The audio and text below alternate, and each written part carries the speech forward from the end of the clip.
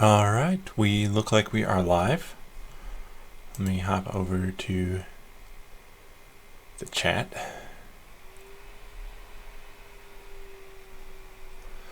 Yeah, we are live.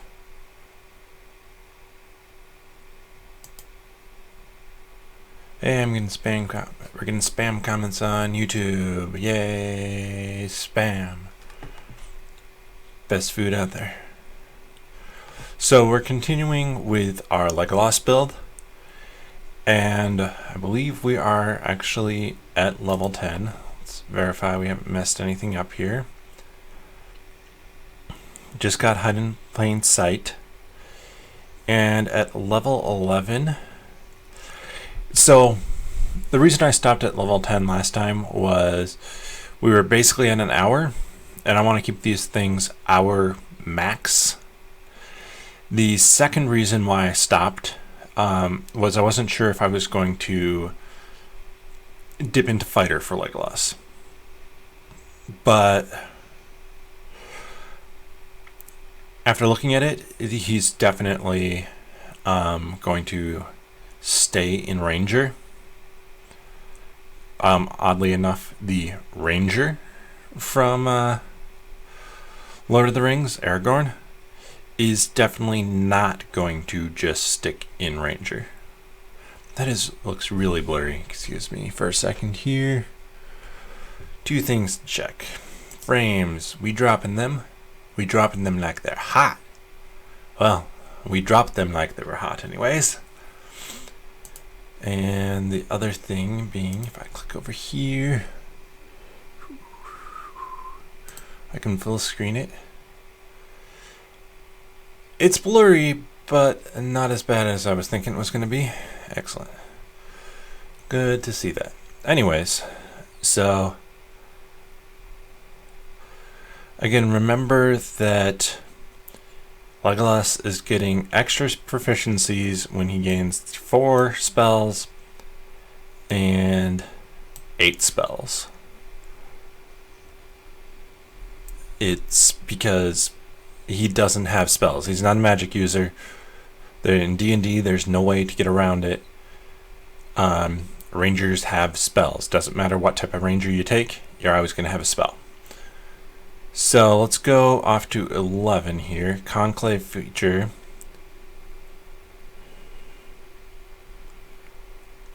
And then let's remember which conclave we chose. And starting coming up here. The Beast Conclave. He does not hang out with animals. We did the Hunter Conclave. And so we've already picked his Hunter's Prey of Hordebreaker, his defensive tactics of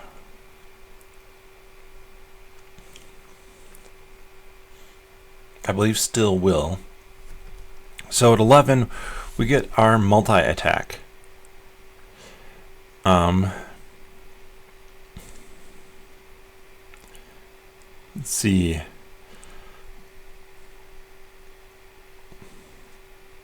We can either attack a ton of creatures within 5 feet of us, or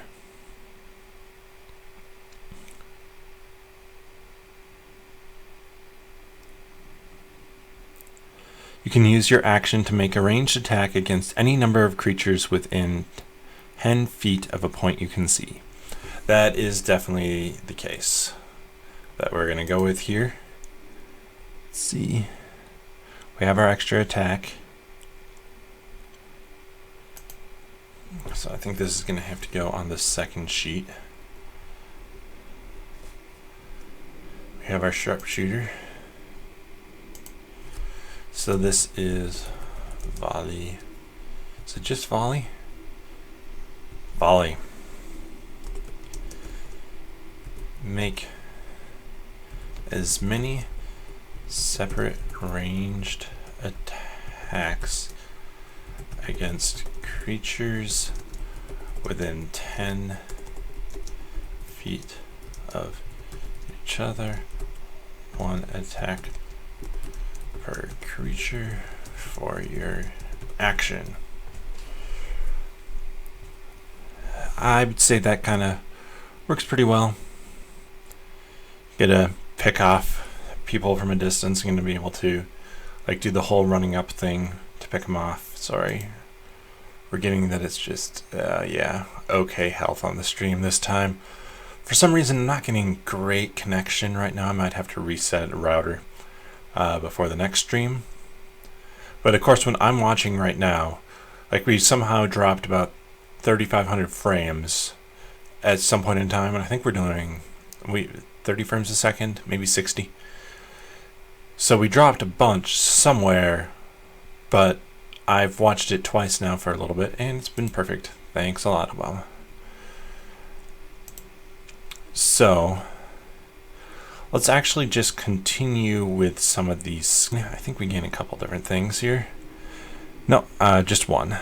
We get our ability score improvement. So the first time we had ability score improvement, or maybe it was the second.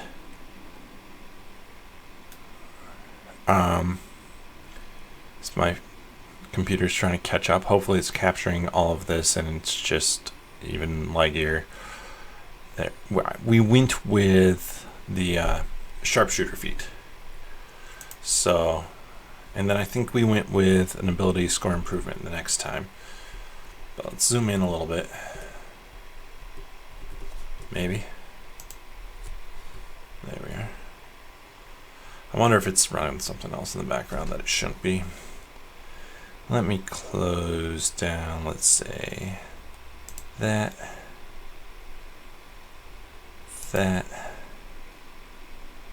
One new notification. Don't care.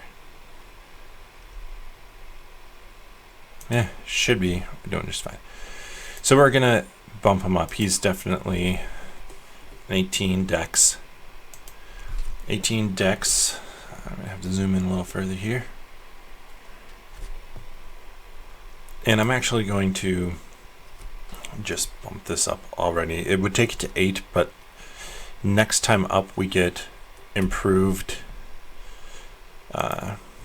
So at level 13, it goes up again for proficiency. So I'm just going to put that in there, since I can do these 2 levels really fast just by themselves. 9, 9, 4, 4, 4, 4. And then let's see, that would go up to a 5 next level. You'd be a 5. 6 for nature. 5 for persuasion. And we also get to add in a few more right now. We get in our last 2 things we become proficient at because of our spell tweaking. So let's see, strength is +0, so we're just at +5 for that. Oh yeah, our initiative bonus goes up 1.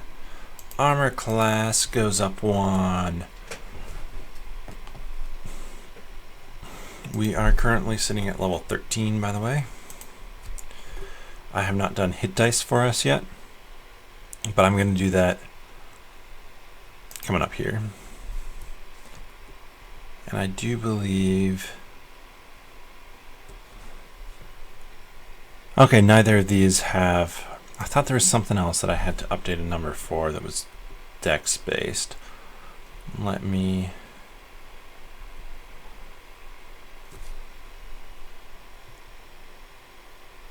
double check. Nope, nothing of the sort. Just going crazy. It's fun. I'd recommend it to everybody. Go crazy if you have a chance. So then, now that we have our Legolas skills really fleshed out, I think that's a full set of skills for what Legolas would have. Maybe investigation, you could say, as well. You could do that instead of stealth. But I like stealth. I think it makes sense for him as well. Just be able to get around without people really noticing him. So there we have that. We're at level 14 coming up here.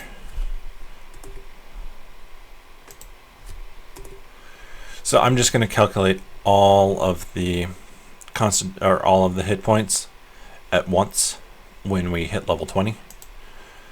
So let's see, level 14, we get Vanish.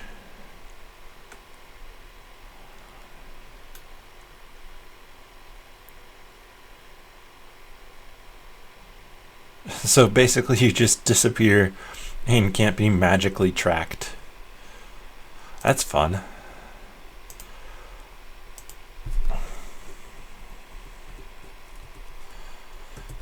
Vanish. With a bonus action, you can hide and you can't be tracked except magically. So with something like Vanish, when they say you can't be tracked except for magically, I would say if you're in a big rush to go somewhere, you can always be tracked. It doesn't matter how good you are at vanishing. This is more for when you are when you're trying to sneak around, or like, oh, you knock over a vase and now somebody's like, oh, I think there's somebody here. You're the type of person that they're always going to blame the vase breaking on the cat, because they're not going to be able to find you. Except with magic, which you're not going to run into super often, I wouldn't think. So that's 14. Scroll back up. 15. So 15 we get an ability. 16 we get an ability. I think, where do we go up to? Just end at 6. So 15 and 16, let's do both of them right now. Back down here to the Hunter. And this one's, so we have Evasion. When subject to an effect such as a dragon's fiery breath or a lightning bolt spell, it allows you to make a dex saving throw to take only half the damage. You take no damage if you succeed, half if you fail.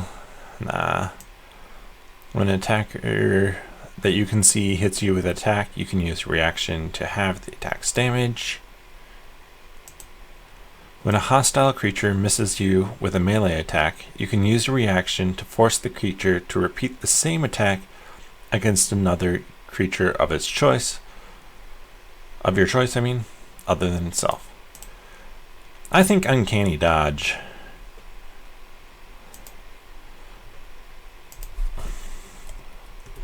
Uncanny Dodge. When you can see your attacker, you can use your reaction to cut the damage in half. I feel like that's kind of how Legolas can avoid some things. Let's see.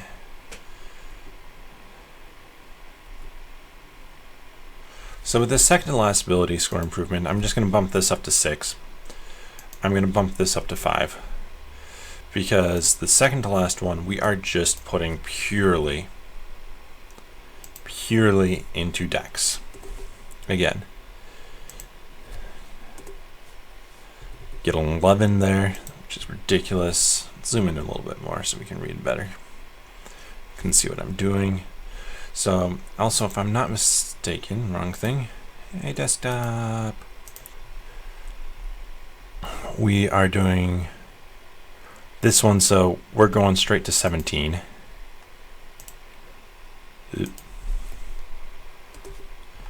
So the armor class increases again.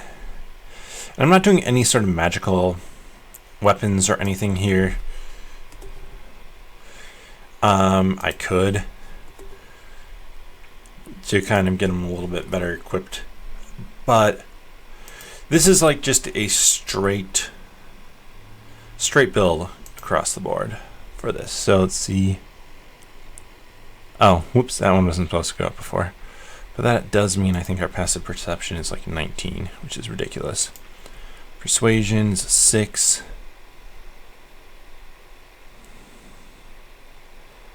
Stealth goes to an 11. Survival 2, that's wisdom based. So, yeah. So that's where that one's supposed to be. You get some, yeah, towards the end of the game, you have really good scores, always. So that's just one thing to remember.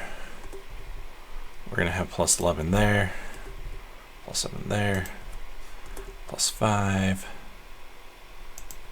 plus 5, plus 5, plus 5. We're just going to take this all the way up to 20. Saves me from having to change it again later. 20. These things aren't going to change right now. And so let's go back and look.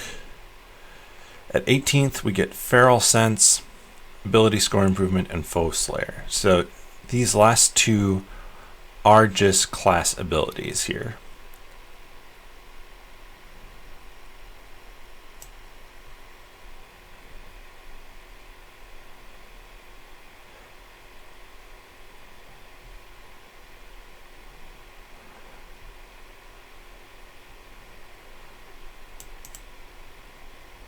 Oh, cool. So it's not particularly Legolas abilities right now that we're getting there, but they're kind of fun abilities.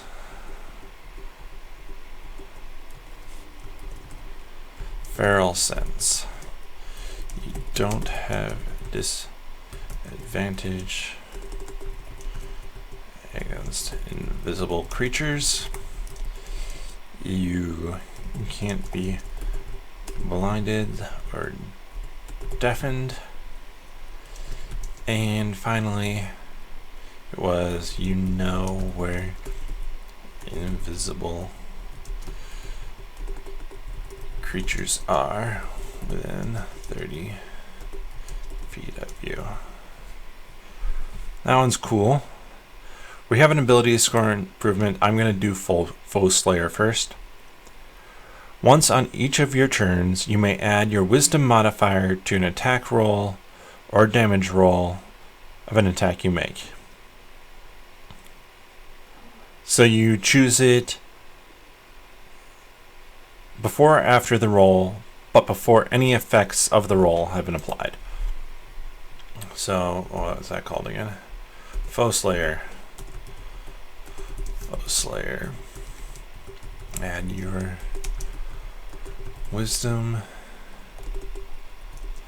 to attacks or attack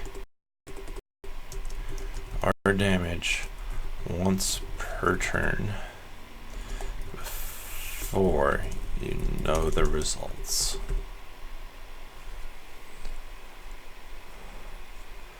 I mean, I guess you could use it ahead of time, but nobody really is going to use it ahead of time. They're always going to use it after they roll. So the before you know the results is what really matters. And it even sounds like you could know the results in that situation, but I don't think that's needed. And I like this as a kind of Legolas ability to be able to take down the big bad guy. Unless, of course, it's a Uruk-hai running with a bomb, then screw that guy. He's just going to run forever. He wants to be free. Oh, how he wants to be free. Alright, enough of that shenanigans. Now, why did I leave that last ability score improvement back here off the list? Because I do want to look one last time at what the heck happened there? Oh boy.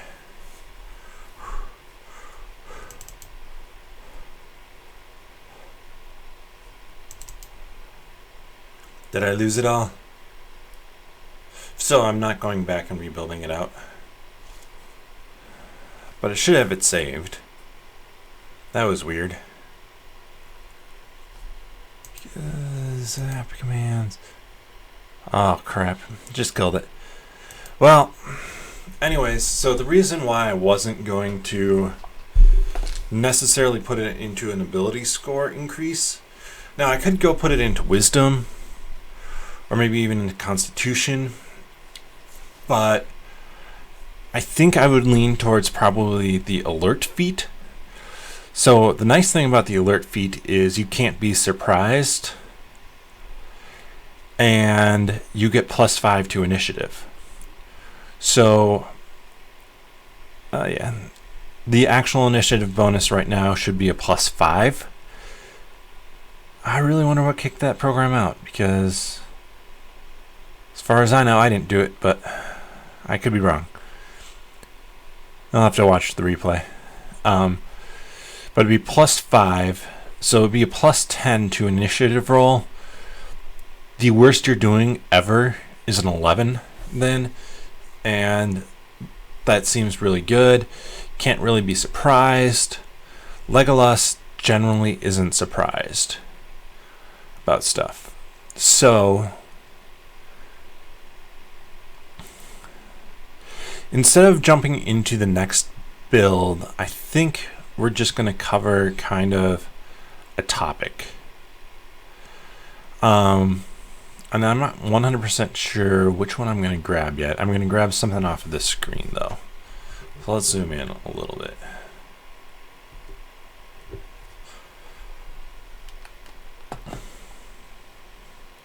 And it's going to be one of these big categories. It's not going to be like, oh, what does it mean to have Fey ancestry, or favorite enemy? That's not what I'm doing. But I'm going to do, I think, alignment. Alignment is an interesting one to talk about because it influences how you play. However, I think one thing people sometimes get hung up on is they expect it to be like what they have to be all the time. And that's really not the case. Your alignment, like in this case, neutral good, and it falls into a 9x9 matrix, kind of. Let's see if I can find it.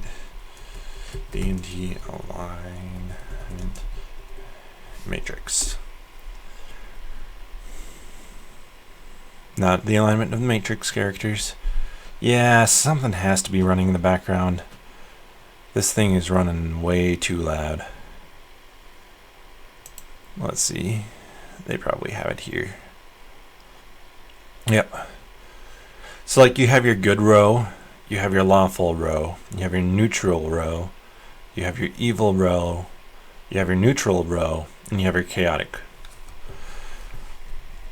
So a lot of the times people use them to be like, this is my character. They are lawful good. They are never going to do anything shady. They are going to be like overly nice. They're not going to drink. They're not going to swear. They're going to try and talk to everything before attacking it.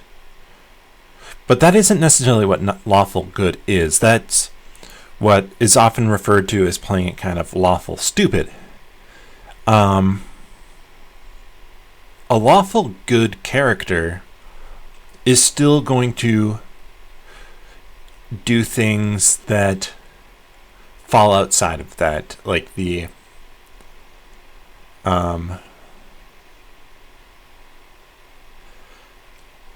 that moral realm. Like they're probably not going to stray too far. Like they're not going to drop into evil, but they'll do lawful neutral acts. They'll do neutral good acts. They'll do true neutral acts. They might even do chaotic good acts from time to time. But lawful good is going to be their touching point. It's going to be the if they have a really big decision, that should be where they kind of land themselves. So, like a lawful good character, trying to think of a good example for that. Superman is probably one of the more common examples that I think I would use for lawful good, where he has a very specific set of rules and he wants to see people brought to justice. Now, he is lawful stupid at times because his idea of good, I don't know, it's hard to explain. But lawful good doesn't mean that you think all goblins are evil and therefore you kill them in a D&D sense. It means that you kill or you mete out justice to evil goblins.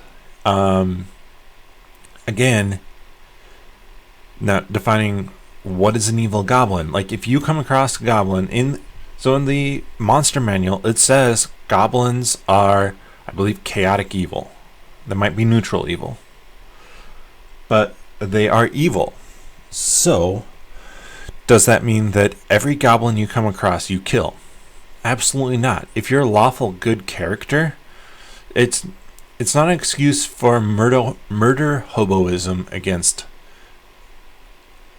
bad characters or bad, like, evil aligned characters. Now, take it to the flip side, chaotic evil.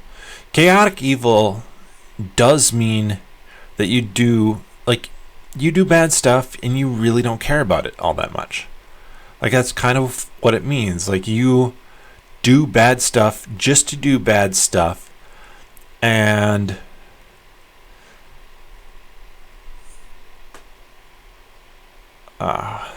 probably some weird thing with security and viruses that's running in the background, messing everything up. Well, that explains something. But like, if you're going to play a chaotic evil character in a campaign where there are neutral and good characters, first off, don't. You're going to ruin the combination of the group. Now, if you want to play a chaotic evil character who's willing to do impulsive stuff, not necessarily good stuff, but not necessarily super evil stuff, just impulsive, like, and take the back seat to maybe like a true neutral and a chaotic neutral who are also in the group, that can work a little bit better. You're probably going to be running in foul of the law fairly often, but you're going to get results. And it's about, with playing chaotic evil character, like the example I can give also from DC is the Joker. The Joker does bad stuff just for the sake of doing bad things. Yet there are times in the comics, and I don't think it's that often, where he will follow the lead of Harley Quinn. And that's probably the big thing, is that you need, with a chaotic evil character, for a fun campaign where you're not just being evil, because you can certainly run an evil campaign, you have to kind of have that grounding point elsewhere so that you can go get results sometimes, but it's not going to ruin it for everyone else. Because if you're just an evil character who, you go into a town, you're going to go talk to a priestess, and before like anybody can even start talking, you cut off her head, that's not fun to anybody, and it's going to ruin the enjoyment of the other players, most likely. It's definitely going to ruin the enjoyment of the GM. And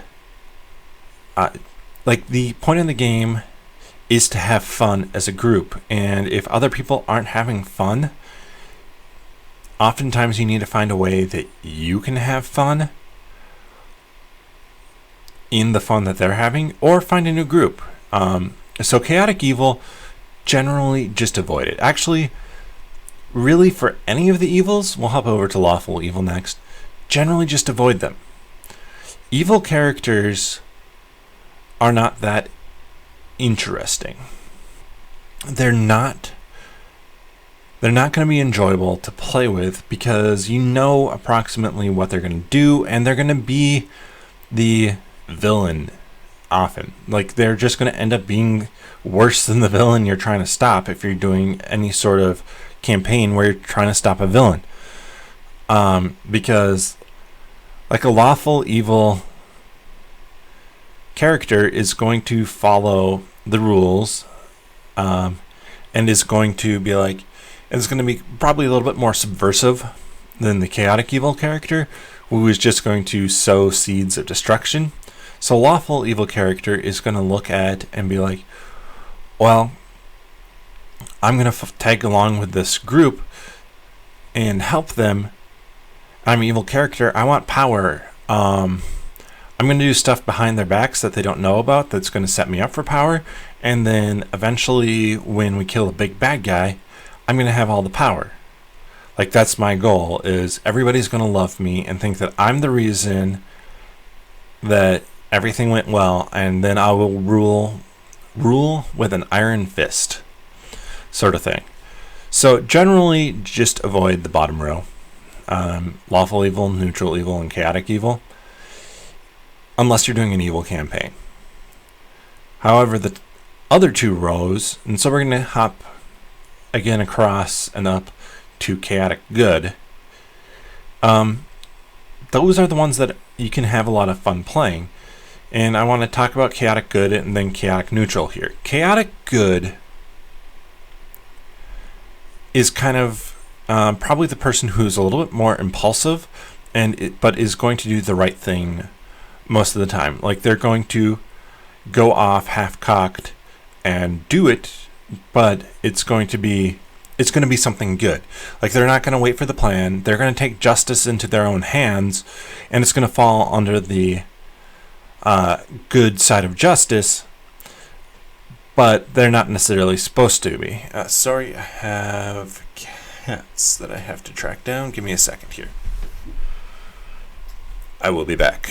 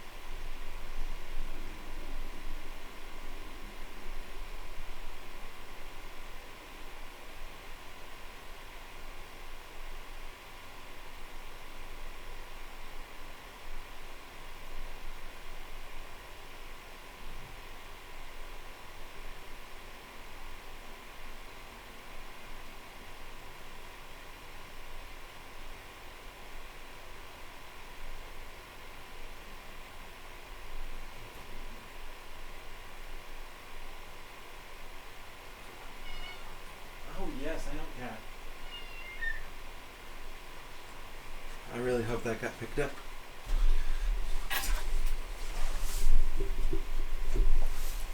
Heart attack. Hey, we're back. We're back. How much of a lag is there on this thing? Not sure. Should not be that much of a lag. Oh, never mind, it is. Alright. One last look at the little cat.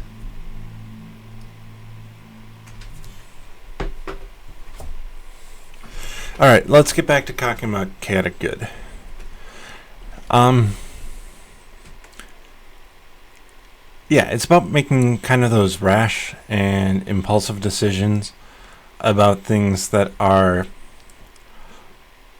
you're still doing the right thing, you're just doing it your way. Whereas chaotic neutral, then, it means that you're more willing to dabble in the gray areas. If you need a ship for a really good cause, you could lie your way onto it.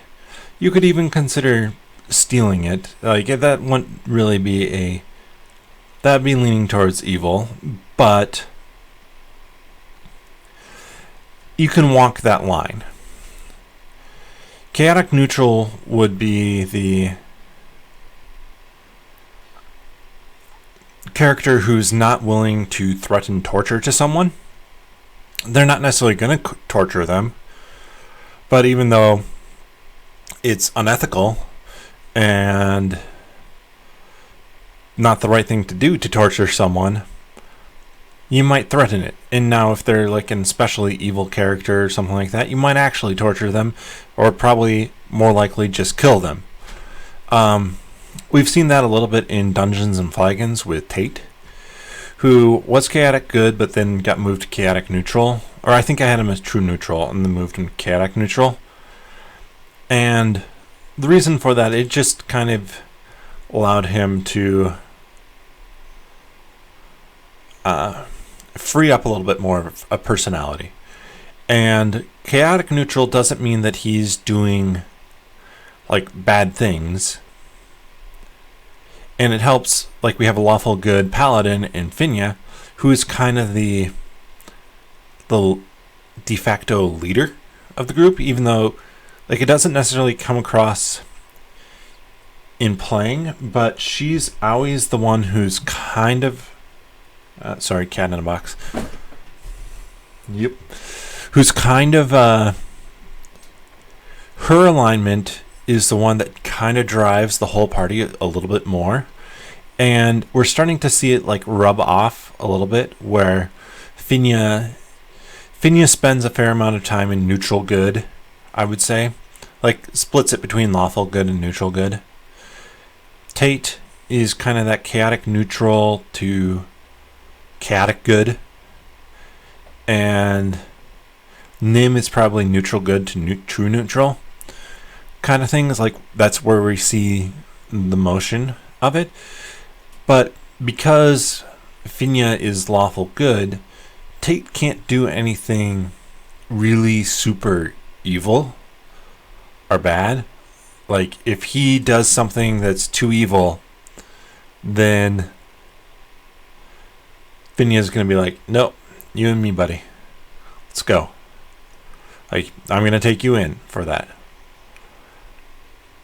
However, he then pulls Finya away from following the rules a little bit, from that lawful good to that more neutral good kind of standing. So chaotic neutral, often people play it a little bit just to be a dick. Like, oh, you can be a dick to someone, sort of thing.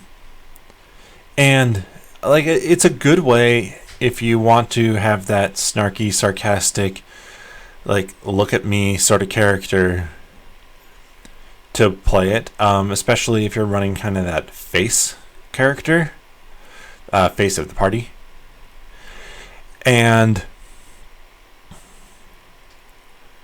it just frees you up to do a little bit more. However, I think people can use chaotic neutral and say like, oh, I'm chaotic neutral, when they mean chaotic evil. Like,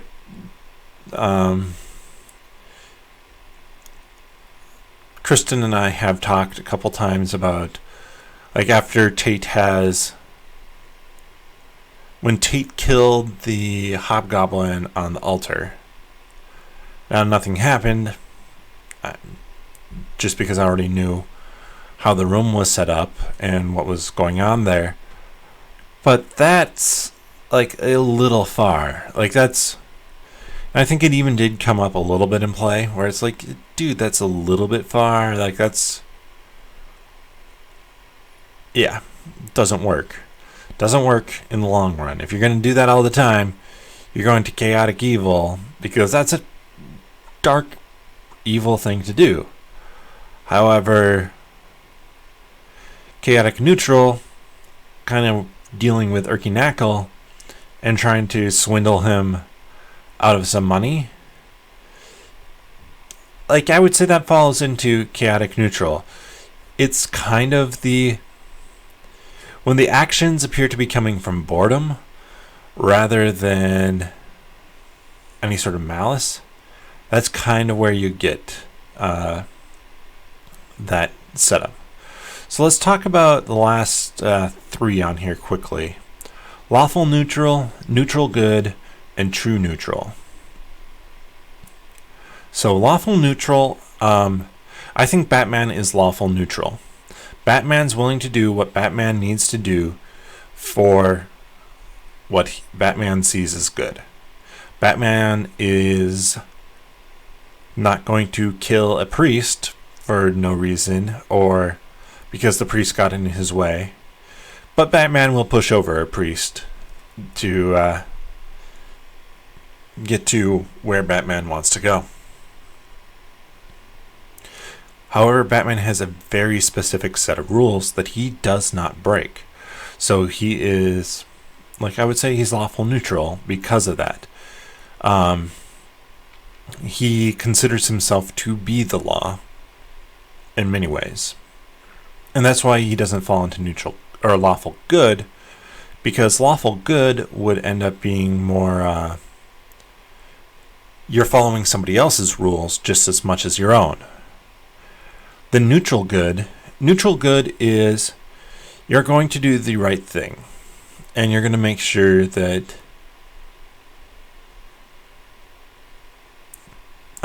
you do the right thing by people.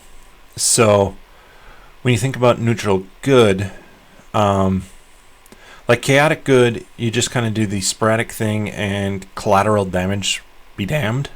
Lawful good, you take them to the correct authorities. Neutral good is kind of I'm going to do the right thing, but I'm the one in charge of doing the right thing, and I'm going to make my decision in that moment, but I'm going to do it in a way that does the most good. Chaotic good can sometimes overlook, like, oh, well, I want to save that kitten that's stuck up the tree. I'm going to cut down the 100-year-old tree in the center of town because it's the right thing to do to save the kitten because the girl is crying. Little girl is crying. Lawful good would be like, okay, all right, little girl, come with me. Let's go find the authorities, find who can help you get it out of the tree because I don't want to mess with the tree or anything like that. Neutral good would probably be the person who climbs up the tree with a rope, rescues the cat, then leaves the tree up in the rope, or leaves the rope up in the tree, dangling down a couple spots so that now the kids have a swing as well, because that'll make the kids happy, and it's generally a good, nice thing to do. True neutral. I realize we haven't touched on neutral evil, so let me do that really fast. Neutral evil, trying to come up with a good example of what that is. Neutral evil, you're probably let's just scroll down here and see what they say. Neutral evil. A neutral evil character is typically selfish and has no qualms about turning on its allies of the moment. Yeah, you're focused on... That's kind of what I was thinking, but I wasn't quite sure. You're focused on your goals. And you're not above stepping on people for that. And then finally, true neutral. True neutral can seem kind of like I would say true neutral character probably is going to be a little bit more of the follower character, where you aren't going to lead into much of anything. And that's kind of why Tate moved over to chaotic neutral, is because he's kind of the face of the group, well, without really being in charge of the group. So Tate doesn't make that much sense as neutral, whereas true neutral, you're kind of thinking about yourself, and then you're kind of thinking about others. You're balancing that out. So like a true neutral character, like a neutral evil character would be like, I'm going to, like, I want power, I'm going to do this thing to get power.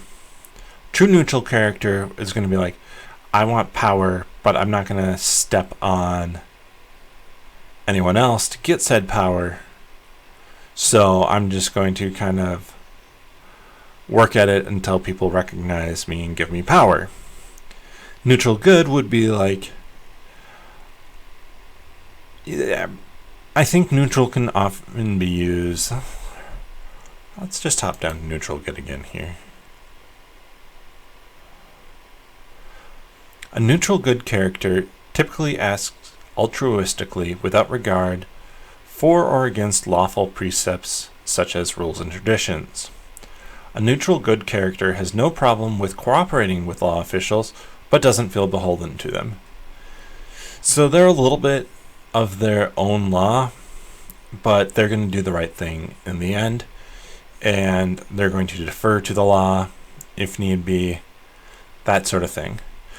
So I think what I'm shooting for here with a big takeaway from this is when you play an alignment, and you'll always pick out something on the grid here, you're going to, this is your home base. Like a lawful good character is probably going to venture into lawful neutral, true neutral, and neutral good at times. Neutral evil character could move into any of the 5 around it. Like a true neutral character could move into any of the 5 around it as well. You're probably going to have one, you're probably going to straddle a line between a couple of them. So like lawful good and neutral good. But it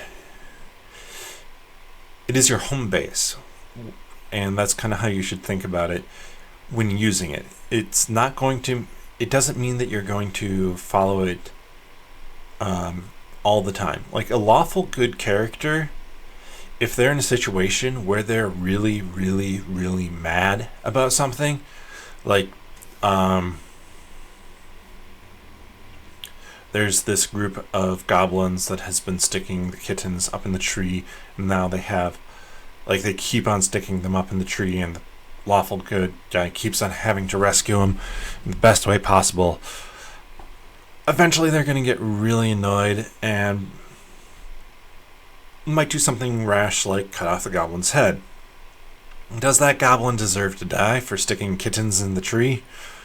No. And I mean, this is meant to be a completely absurd example, but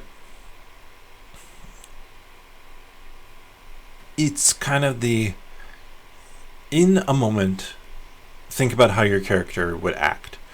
When you think about how your character would act, think less about your alignment and think more about your personality traits, ideals, bonds, and flaws. Because your alignment is more what you are on a good day. Like on a day where nothing's happening, except for maybe some petty pickpocketing or something like that, like something simple. That's what your alignment's for. And when playing D&D, you're going to constantly be put into situations where you have to make a decision, and sometimes it gets to be more emotional. So, for example, with Finya, Finya's backstory is that her family was all killed by an ogre that came and destroyed their carpentry shop. And her whole family died, and she got lucky with the power of Chanti to kill the ogre. If she sees an ogre attacking a house or attacking a caravan or attacking some children, I'm sorry, this video is going to be lower quality. I'm going to have to restart my computer before I stream again. If she sees a situation like that, she's going to be pissed off, and she's going to jump in, and collateral damage be damned. Because it's deeply personal to her. So consider that when you're playing as well. Like, there will always be certain things that will make your character not think as logically as they should. Or, like, again, a lawful good character, you may be like, oh, well, they don't drink much or they don't drink often, and now all of a sudden they've just been through this grueling like dungeon crawl, and they're back in town at the bar. They might want to cut loose a little bit more. Like, think about how you would react in that situation, because your character is going to react that way too. They're not going to follow this really tight alignment setup of neutral good. That's not how people work in real life, and that's not how they should work in D&D. So use your alignment as your home base.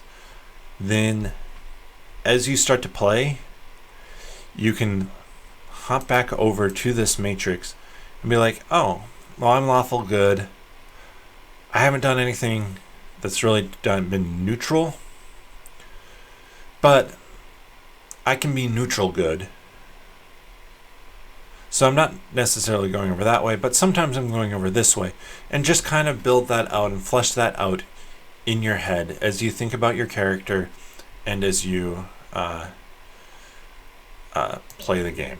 And that's going to make it the most interesting option you have for playing D&D, is when you don't have a simple character that's only something like lawful good or chaotic neutral, but when your character actually has depth and behaves differently than you'd expect from time to time.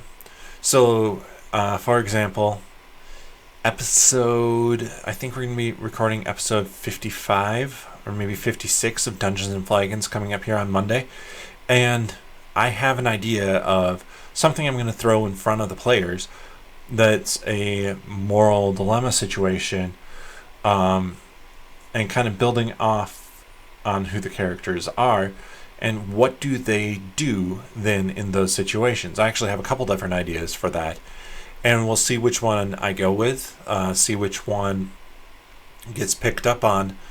But that's just that's a really good way to help flesh out people's characters for them, is give them those really big events in their life. And anyways, with that, I'm basically at an hour. Sorry for the poorer than normal video quality. I'm hoping to figure out what was going on there. But anyways, with that, peace.